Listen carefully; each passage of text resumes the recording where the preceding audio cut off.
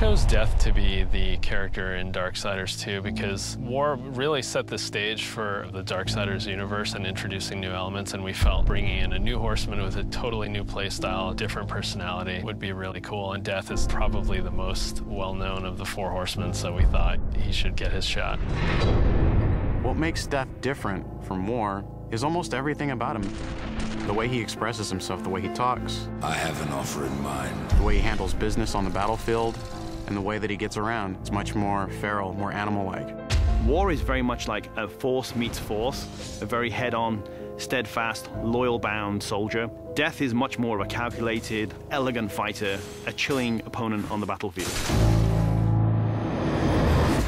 His traversal has definitely improved. It's a lot faster, more responsive, and so is his combat. His weapon is more interesting. He can dual wield or wield a single heavy weapon, depending on your playstyle.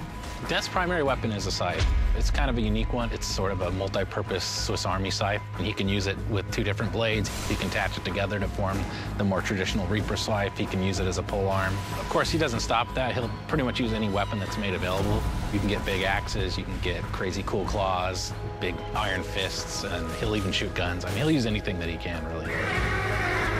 The main improvement from Darksiders 1 to Darksiders 2 was depth.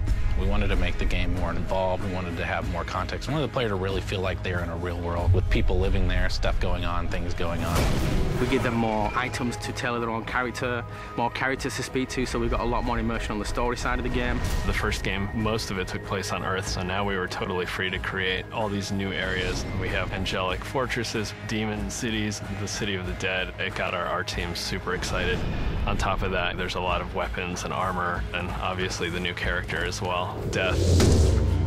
Death's the most feared, and he's one of the oldest horsemen in the fiction. They kind of look at him as a big brother. He's feared just because when he really gets down to business, he is the death dealer. That's sort of his thing. He wears his mask as an executioner's mask. That's his trade, that's his business. He takes people down. He doesn't wait for things to happen, he causes them to happen. So it's a much more aggressive style of game and a more aggressive character. I mean, I guess it's all wrapped up in his name, right? War implies some conflict, but Death's the final end. Who doesn't fear that?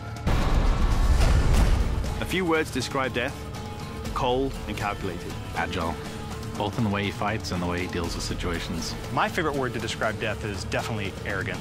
He's an opportunist. I could describe Death in one word, it's probably badass.